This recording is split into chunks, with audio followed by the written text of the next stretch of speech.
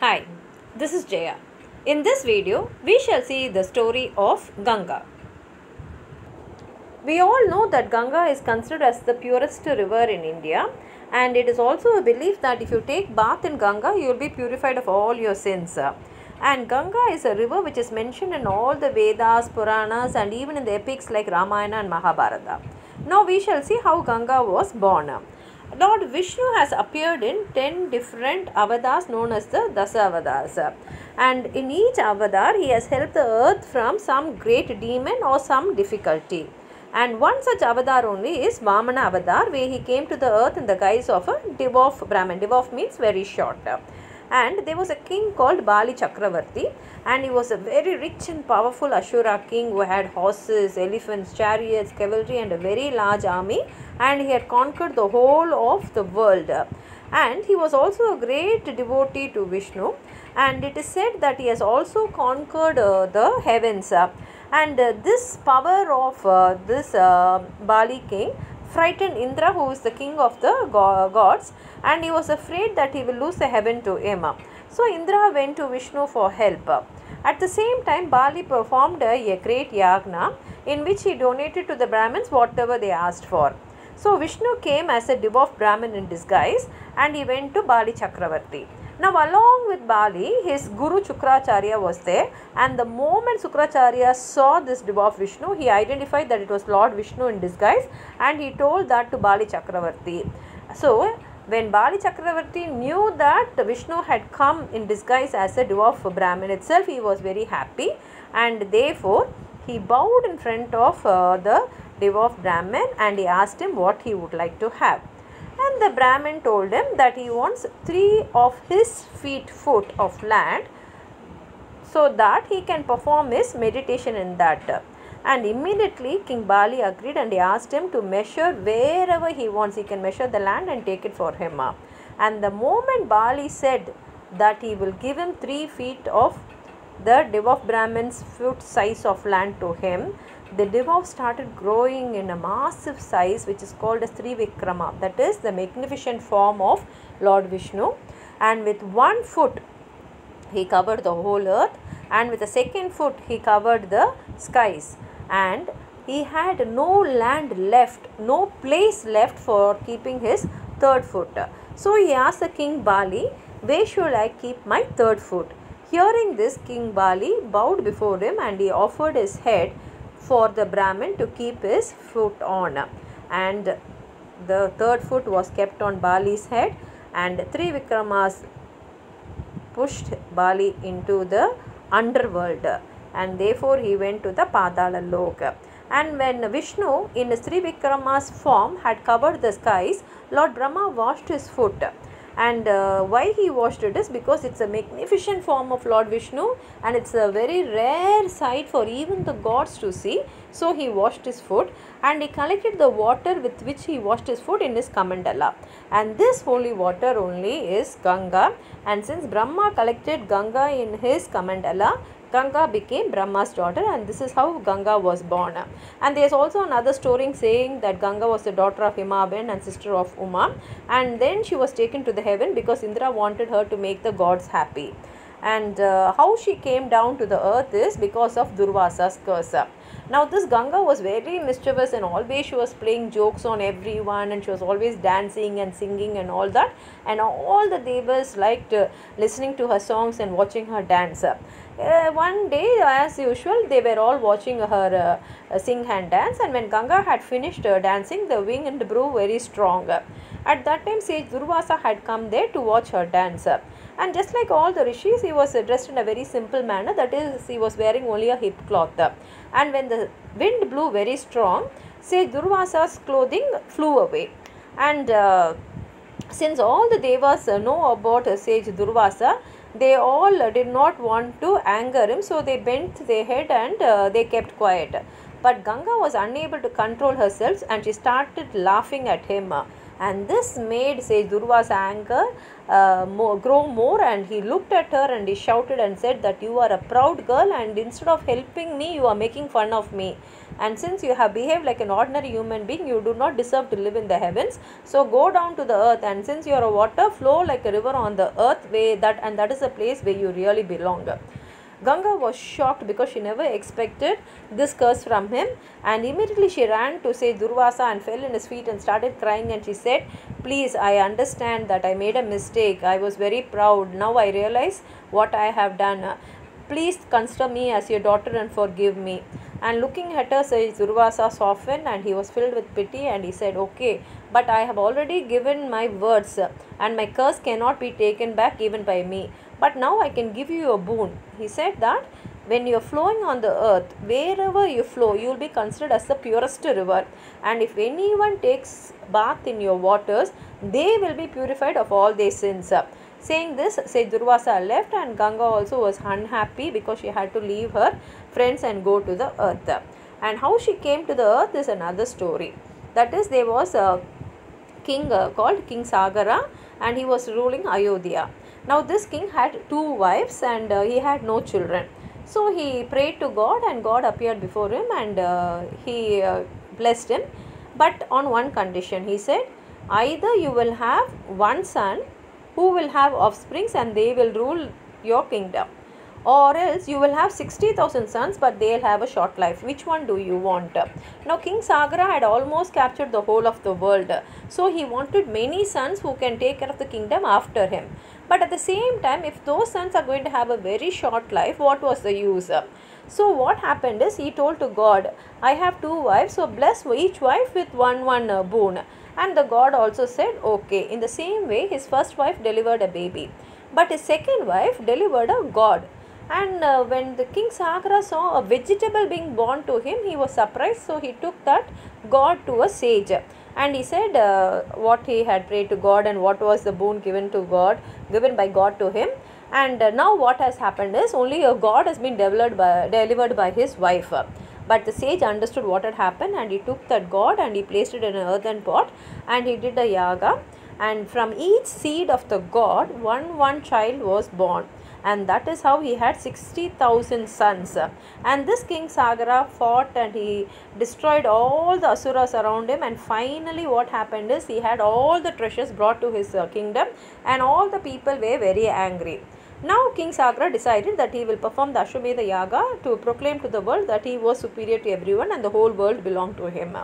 In an Ashwamedha Yaga, what they will do is, they will allow one horse to go around the world, and when the horse enters any kingdom, that king must either accept the supremacy of this king, or he should fight against the army which is following this horse. In this way, King Sagara was almost completing the yaga and proclaiming himself as the undisputed leader of the world. Looking at this, Lord Indra got afraid, because he thought that if King Sagara becomes more powerful, then he will be more powerful than Indra himself. So Indra became invisible, and he went and stole the horse so that he cannot continue his Ashwamedha Yaga, and he was carrying it to the heaven. But on the way he thought, like, if I keep it in anyone else's place, they will not allow me, because they will be afraid of King Sagara. At the same time, if I am going to keep it in my place, and if King Sagara finds it, he will come and fight with me. And in that fight, if I lose and if he wins, what will happen to me? So he decides that he will hide the horse in some place where he will never find out. So Indra hides a horse in Sage Kapila's ashram. Now this sage Kapila is known for his bad temper. Now the horse was missing, and this news was found by the army when they got up in the morning. Immediately they informed the kingdom, and his sons also were following the army. So the 60,000 sons went looking for the horse everywhere, and finally they found in Sage Kapila's ashram. When the sons came there, Sage Kapila was in deep meditation, and the sons got angry, thinking that Sage Kapila had kidnapped the horse and now he is pretending to do meditation. So they started shouting at him, saying that you are saying you are a sage, but you have kidnapped the Ashwamedha Yaga. That means that you want to become a king. Then how can you be a sage? You are only a thief. You are only a thief. And this noise disturbs sage Kapila, and he comes out of his meditation, and with his power he realizes what has happened. And when he thought that these people had considered him as a thief, he started burning with anger, and in this anger he burnt all the 6 sons of King Sagara. That is, all the 60,000 sons of King Sagara were burnt. And this news reached the kingdom, and Anshuman, who is the grandson of King Sagara, he heard this and he ran to sage Kapila's ashram, and he fell in his feet and he said, please have mercy on my uncles. And he saw the ash around him, 60,000 persons ashes there, and he said, no, all these people are doomed because we have not done any funeral to them and they're all burnt, so they'll never go to heaven. Now you only have to do something, otherwise they'll be roaming in this earth as ghosts. Seeing Anshuman's tears, the sage felt very sorry for him, and he said, okay, I will help you. He said, there is a beautiful river called Ganga in the heavens, and she is born from Vishnu. So if she flows on your uncles, they will all go to heaven. But to bring down Ganga, you have to pray to Brahma, who is her father. So now what happened is Anshuman started praying towards Brahma, but Anshuman, not his son Dilip, were successful in bringing Ganga down. But Dilip's son Bhagirath started doing penance for bringing down Ganga to the earth. It is said he was doing penance for 1,000 years, and pleased with his penance, Lord Brahma appeared before him, and Bhagirath fell in his legs, and he said, to relieve my ancestors from the curse, please send Ganga, your daughter, to the earth. And Brahma said, I have no objection, because already there is a curse on her, saying that she has to go down to the earth. But thing is, if Ganga comes with all her force to the earth, the whole world will be destroyed. So the only person who can save the earth is Lord Shiva. So if you pray to Lord Shiva to accept the force of Ganga in his hairs, then you can save the earth. Otherwise, Ganga will come to the earth and she will destroy the whole earth. So now Bhagirath started doing penance to Lord Shiva, and Shiva also agreed to what he said, and he with his locks of hair covered the full sky, and he captured the whole of Ganga in his hair. And then after capturing Ganga in his head, he released a small part of Ganga's force and ordered Ganga to follow Bhagirath. And Bhagirath started going towards the ashram of Kapila, and as they were going, they had to pass the ashram of sage Janu. Now when Ganga came with all her force, she flooded the ashram, and the sacrificial fires all were extinguished, and all the utensils and tools for the ritual were washed away. Sage Janu, seeing this, he got angry, and he chanted a mantra and swallowed off the Ganga, and there was not even a drop of Ganga on the earth. Bhagirath immediately fell down in the feet of Janu and explained to him why he had brought Ganga to the earth. Listening to this, Janu felt sorry for him, and he said, okay, for your sake I will release Ganga, and he cut in his left thigh, and through this cut Ganga flew out like a fountain, and that is why Ganga is also called as Janvi, because since she came out from his thigh, she became the daughter of sage Janu. And then afterwards Ganga started following Bhagirath, and wherever she flew, people came in large numbers and they took bath in her and got purification. And finally Ganga reached sage Kapila's ashram, and she freed all the 60,000 souls from their ashes. And from that time it is said that Ganga purifies all the people who takes bath in her.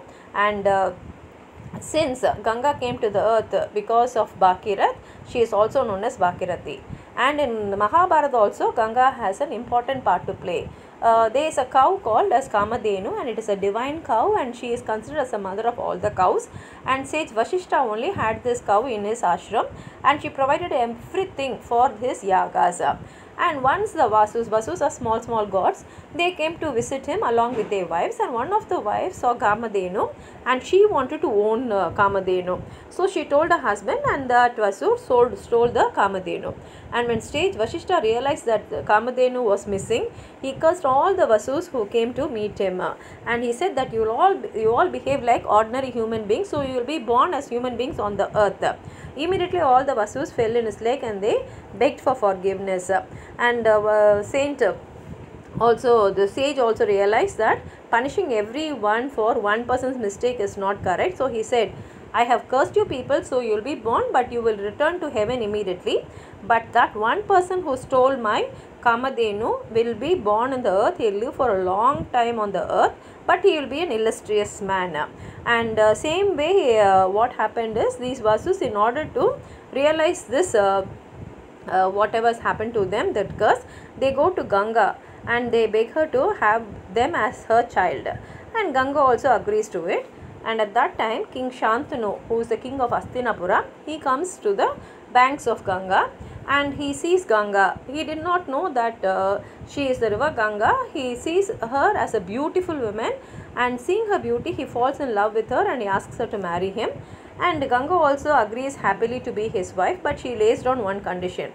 She says that he should never question any of her actions, and in case if he questions her about what she does, she will leave him. Otherwise, she will be a very sincere wife to him. And King Shantanu agrees to whatever she said, and they are very happily married.